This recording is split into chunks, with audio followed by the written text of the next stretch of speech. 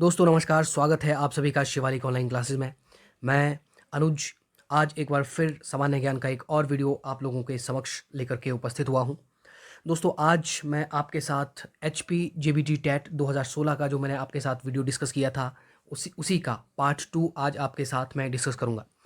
हालांकि ये जो वीडियोस दोस्तों JBT के पेपर जो मैं आपके साथ डिस्कस कर रहा हूँ, इनमें से कई सवाल ऐसे हैं जिन्हें मैं अपने HP GK या फिर सामान्य ज्ञान का जो GK मैंने आपके साथ डिस्कस किया है, उनमें कई सवाल मैं डिस्कस कर चुका हूँ। लेकिन फिर भी कुछ नए सवाल आपको इस वीडियो में देखने में मिलेंगे और कुछ और बातें आपको नई इस वीडियो में सीखने को मिलेगी। तो अंत तक आप इस वीडियो में हमारे साथ बने रहिए।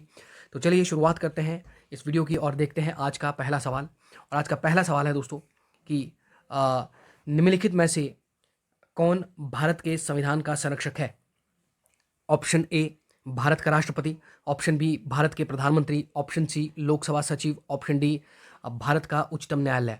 और इस सवाल का जो सही जवाब है दोस्तों वो है ऑप्शन डी। भारत का जो उच्चतम न्यायालय यानी कि सर्वोच्च न्यायालय या फिर सुप्रीम कोर्ट जो है दोस्तों, उसे ही भारत के संविधान का संरक्षक कहते हैं। देखिए दोस्तों, जब भी संसद के द्वारा कोई कानून बनाया जाता है तो वो कानून इस तरह का नहीं होना चाहिए कि वो हमारे मौलिक अधिकारों का विरोधी हो या फिर हमारे मौलिक अधिकारों को कम करता हो, या फिर वो कानून इस तरह का नहीं होना चाहिए दोस्तों कि जो कि संविधान के मौलिक ढांचे में ही परिवर्तन कर दे। यदि ऐसा होता है, यदि संसद इस तरह का कोई कानून पास करती है जो कि मौलिक अधिकारों का विरोधी है या फिर संविधान के मौलिक ढांचे में ही परिवर्तन कर दे, तो सर्वोच्च न्यायालय यानी कि जो उच्चतम न्यायालय है, सुप्रीम कोर्ट, स्वतः ही संज्ञान लेकर के उस कानून को अवैध घोषित कर देता है। तो ये भी आपसे सवाल पूछा जा सकता है कि सर्वोच्च न्यायालय किसी कानून के मौलिक अधिकार विरोधी होने पर क्या कर सकता है? तो सर्वोच्च न्यायालय दोस्तों उसे स्वतः ही अपने आप ही सर्वोच्च न्यायालय उस कानून को अवैध घोषित करता है। इसीलिए इस सर्वोच्च न्यायालय को संविधान का संरक्षक कहते हैं। अगला सवाल देखिए। अगला सवाल है कि जवाहर सुरंग कहाँ से गुजरती है? Option A Pir Panjal, option B Banihal, option C Burzil, option D Zojila. और इस सवाल का जो सही जवाब है दोस्तों वो है ऑप्शन बी, बनिहाल से गुजरती है जवाहर सुरंग। दोस्तों जवाहर सुरंग को बनिहाल सुरंग के नाम से ही जाना जाता है। तो यहाँ पे आपको एक और भी सवाल पूछा जा सकता है दोस्तों कि हिमाचल प्रदेश में जो रोहतांग टनल है, रोहतांग टनल का अभी नाम चेंज हो गया है, उसका नाम रखा गया है अटल टनल। तो आपको ये सवाल पूछा जा सकता है कि हिमाचल प्रदेश में अटल टनल या फिर रोहतांग टनल जो है इसकी लंबाई कितनी है? तो इसकी जो लंबाई है दोस्तों वो 8.8 किलोमीटर है। ये सवाल एग्जाम में पूछा जा सकता है आपसे। हिमाचल प्रदेश के लाहौल स्पीति में ये अटल टनल है दोस्तों। अगला सवाल देखिए। अगला सवाल है दोस्तों, 15 अगस्त 1947 को निम्नलिखित में से कौन भारतीय राष्ट्रीय कांग्रेस का अध्यक्ष था? Option A Rajendra Prasad, option B Jawaharlal Nehru, option C JB Kripalani, option D Sardar Vallabh Bhai Patel. और इस सवाल का जो सही जवाब है दोस्तों वो है ऑप्शन सी, JB कृपलानी जो है ये जिस समय भारत आज़ाद हुआ यानी कि 15 अगस्त 1947 को भारतीय राष्ट्रीय कांग्रेस के अध्यक्ष थे JB कृपलानी। JB कृपलानी की जो वाइफ है दोस्तों, इनकी जो पत्नी है उनका नाम है सुचेता कृपलानी। सुचेता कृपलानी। तो सुचेता कृपलानी दोस्तों ये भारत की पहली महिला मुख्यमंत्री है। तो ये भी आपसे सवाल पूछा जा सकता है कि भारत की पहली महिला मुख्यमंत्री कौन है? तो सुचेता कृपलानी भारत की पहली महिला मुख्यमंत्री थी और उत्तर प्रदेश की मुख्यमंत्री ये बनी है। इसके अलावा दोस्तों डॉक्टर राजेंद्र प्रसाद जो है ये संविधान सभा के स्थायी अध्यक्ष थे। भारत के पहले राष्ट्रपति भी डॉक्टर राजेंद्र प्रसाद ही थे। राष्ट्रपति के पद पर सबसे अधिक कार्यकाल सबसे अधिक समय तक राष्ट्रपति के पद पर जिन्होंने कार्य किया उनका नाम डॉक्टर राजेंद्र प्रसाद ही है दोस्तों। जवाहरलाल नेहरू ये भारत के पहले प्रधानमंत्री थे, 4 बार भारत के प्रधानमंत्री रह चुके हैं।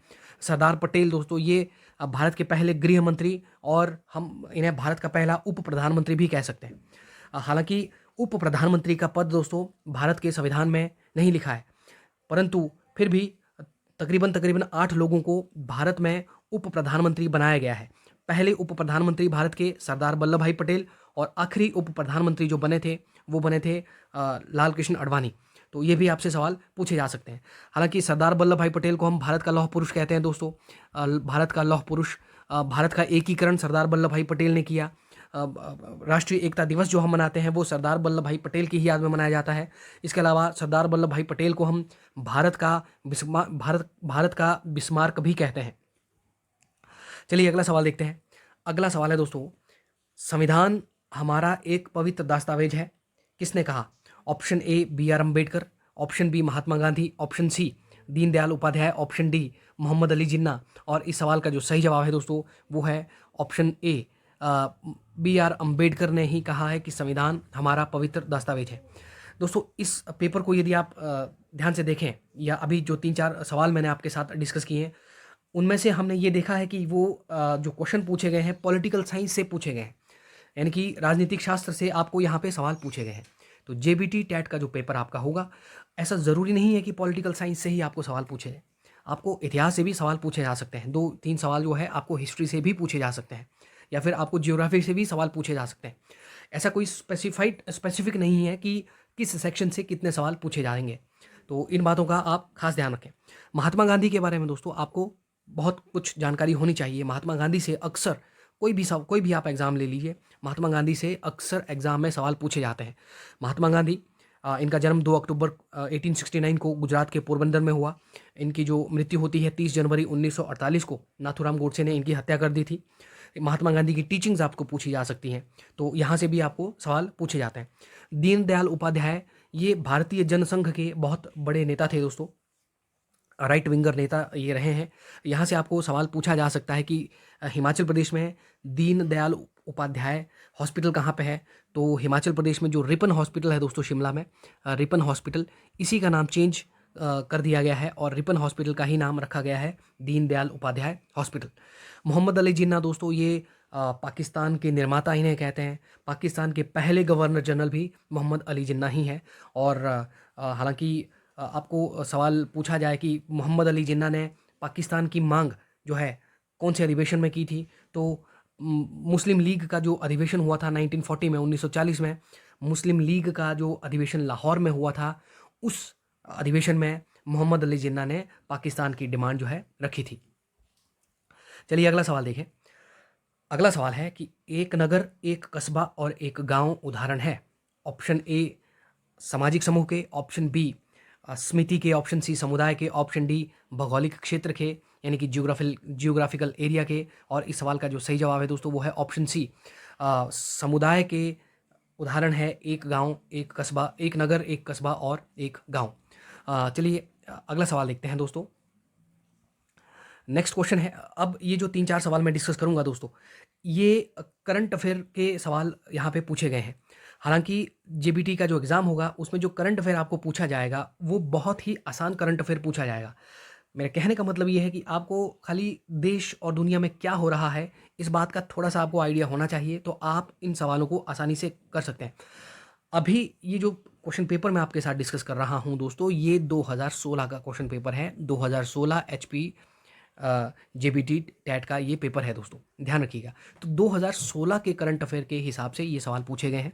तो जैसे आपको सवाल पूछा गया कि हालांकि ये क्वेश्चन काफ़ी पुराना है, जैसे अगस्त वेस्टलैंड सौदा जो है किससे संबंधित था? ऑप्शन ए पनडुब्बी, ऑप्शन बी वायुयान, option C helicopter, option D tank. और इस सवाल का जो सही जवाब है दोस्तों, हेलीकॉप्टर की खरीद से जुड़ा हुआ है अगस्ता वेस्टलैंड सौदा।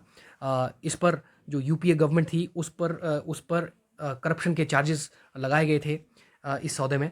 तो नेक्स्ट क्वेश्चन देखते हैं। नेक्स्ट क्वेश्चन है, स्मृति ईरानी को मानव संसाधन मंत्रालय के बदले में कौन सा मंत्रालय दिया गया? ऑप्शन ए रक्षा मंत्रालय, ऑप्शन बी वित्त मंत्रालय, ऑप्शन सी दूरसंचार मंत्रालय, ऑप्शन डी कपड़ा मंत्रालय। और इस सवाल का जो सही जवाब है दोस्तों वो है ऑप्शन डी, कपड़ा यानी कि जो टेक्सटाइल मिनिस्ट्री जो है स्मृति ईरानी को HRD डिपार्टमेंट के बदले में दी गई थी 2016 में। अभी भारत में वर्तमान में जो भारत के जो टेक्सटाइल मिनिस्टर जो स्मृति ईरानी ही ये भारत की कपड़ा या कपड़ा मंत्री है दोस्तों, कपड़ा मंत्री, टेक्सटाइल मिनिस्टर।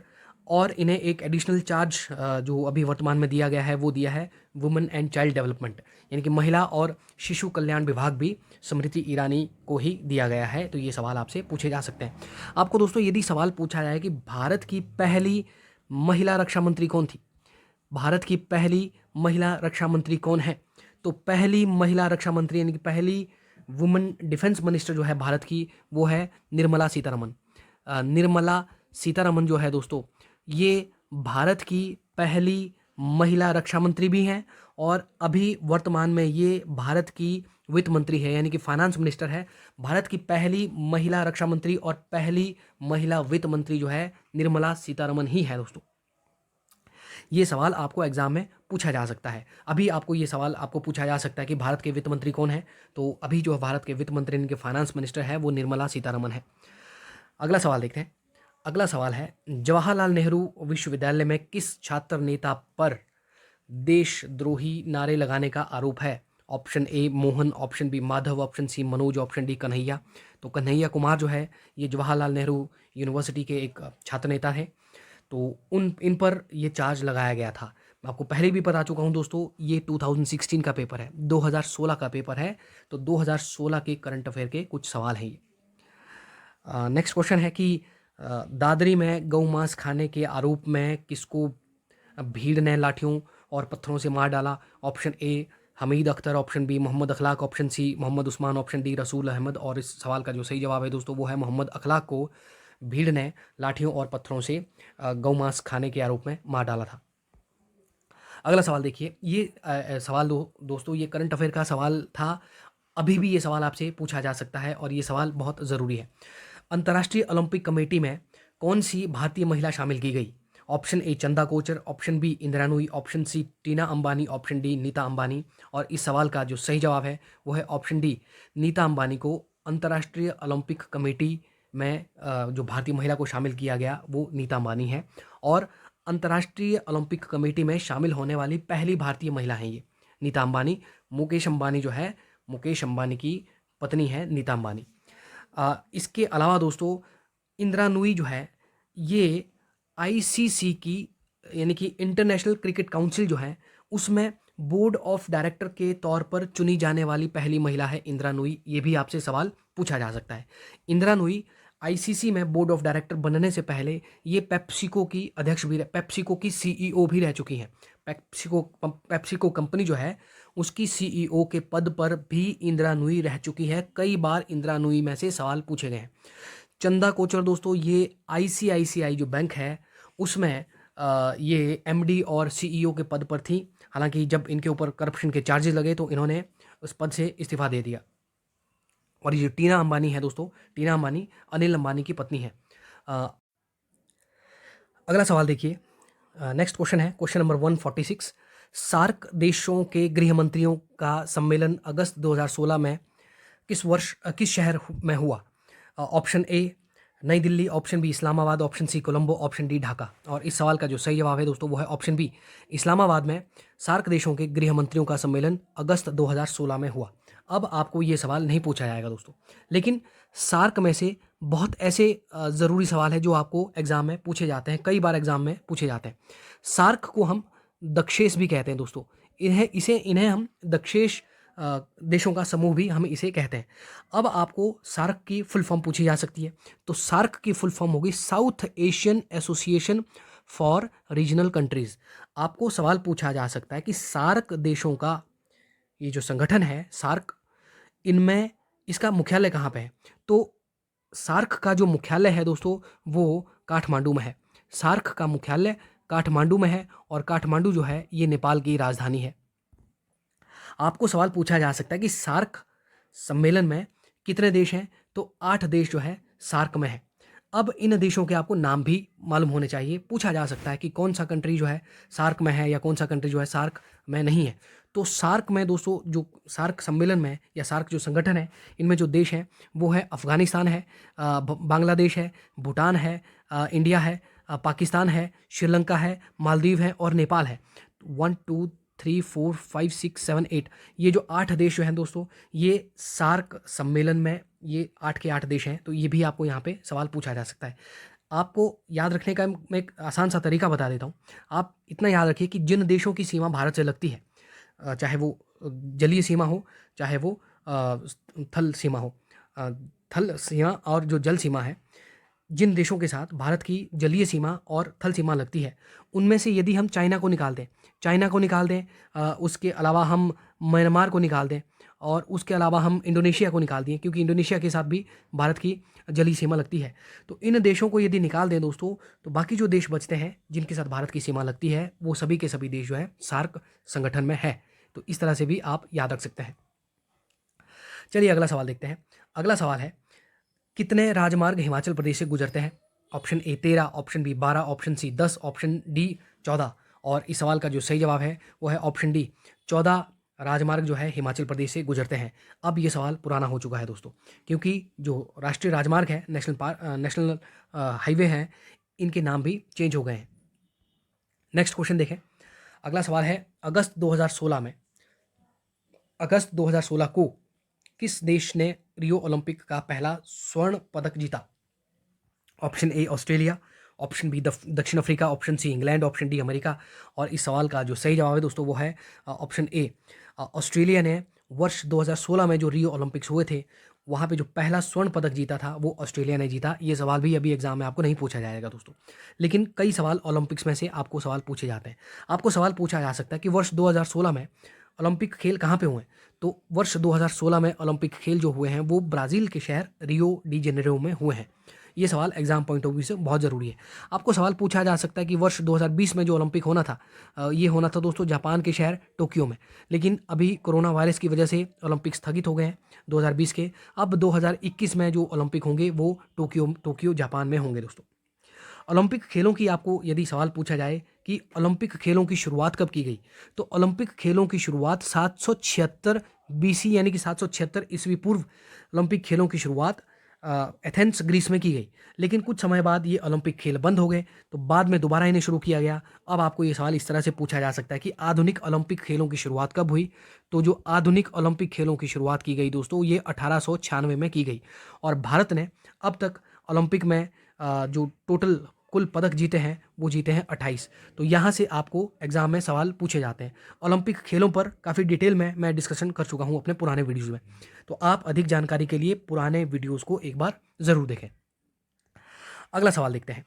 अगला सवाल है, एक आंख के लिए एक आंख का सिद्धांत पूरे विश्व को अंधा बनाता है, यह किसका कथन है? Option A Jawaharlal Nehru, option B Nelson Mandela, option C Mahatma Gandhi, option D Gautam Buddha. और इस सवाल का जो सही जवाब है दोस्तों वो है ऑप्शन सी, महात्मा गांधी का कथन है, एक आंख के लिए एक आंख का सिद्धांत पूरे विश्व को अंधा बनाता है। महात्मा गांधी से सवाल पूछे जाते हैं, उनकी टीचिंग्स में से सवाल पूछे जाते हैं। मैं पहले भी आपको इसी वीडियो में बता चुका हूँ भी। तो आप महात्मा गांधी को पढ़े बगैर एग्जाम में मत जाइए। अब आपको कई तरीके के यहाँ पे सवाल पूछे जा सकते हैं। जैसे आपको पूछ लिया महात्मा गांधी का जन्म कब हुआ, महात्मा गांधी का जन्म जो है, मृत्यु कब हुई? तो महात्मा गांधी का जन्म दोस्तों 2 अक्टूबर 1869 यानी कि 2 अक्टूबर 1869 में गुजरात के पोरबंदर में हुआ। 30 जनवरी 1948 को महात्मा गांधी की हत्या कर दी गई, यानी कि महात्मा गांधी की मृत्यु 30 जनवरी 1948 को हुई। महात्मा गांधी की टीचिंग्स के बारे में आपको मालूम होना चाहिए। अब आपको यहाँ पे कुछ और सवाल पूछे जा सकते हैं। जैसे आपको सवाल पूछ लिया कि महात्मा गांधी जो है, ये सवाल एग्जाम में पहले भी पूछा जा चुका है हिमाचल प्रदेश के द्वारा जो कॉम्पिटिटिव एग्जाम्स करवाए जाते हैं सरकार के द्वारा। तो ये सवाल पूछा जा सकता है कि महात्मा गांधी हिमाचल प्रदेश कब कब आए हैं, या फिर महात्मा गांधी सबसे पहले हिमाचल प्रदेश कब आए? तो महात्मा गांधी सर्वप्रथम हिमाचल प्रदेश दोस्तों 12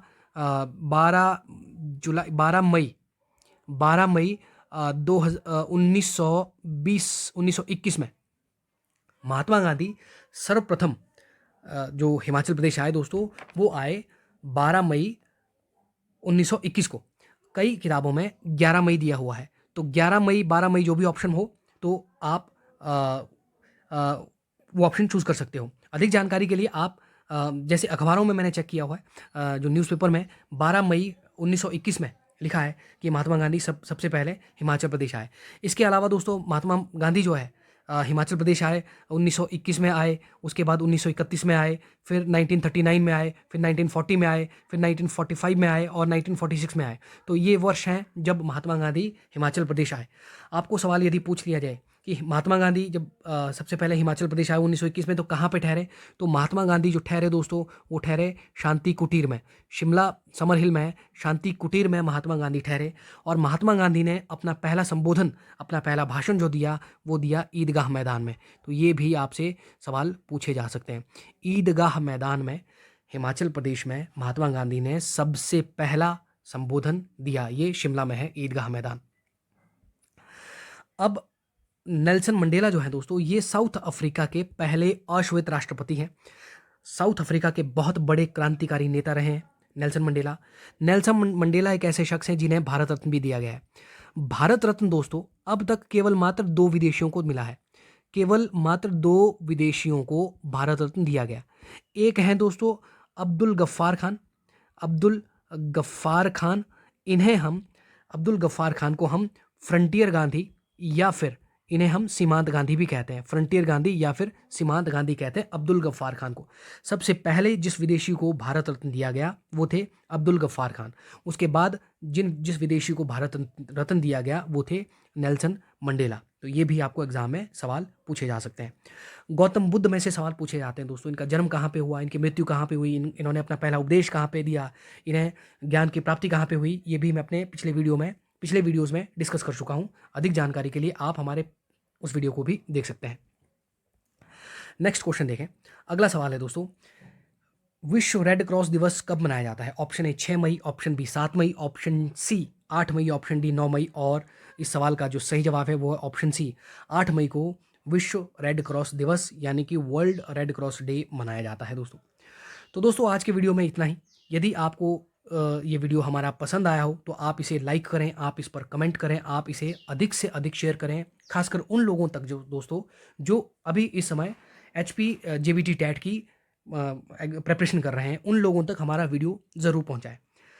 यदि अब तक आपने हमारा जो चैनल है ये भी सब्सक्राइब नहीं किया तो आप हमारे चैनल को सब्सक्राइब करके हमसे जुड़ सकते हैं। आपका ये वीडियो पूरा देखने के लिए बहुत बहुत धन्यवाद। हमसे जुड़ने के लिए धन्यवाद। यूँ ही आप हमारे साथ बने रहिए। फिर आपसे मुलाकात होगी अगले वीडियोज़ में दोस्तों। तब तक के लिए जय हिंद, जय भारत, नमस्कार।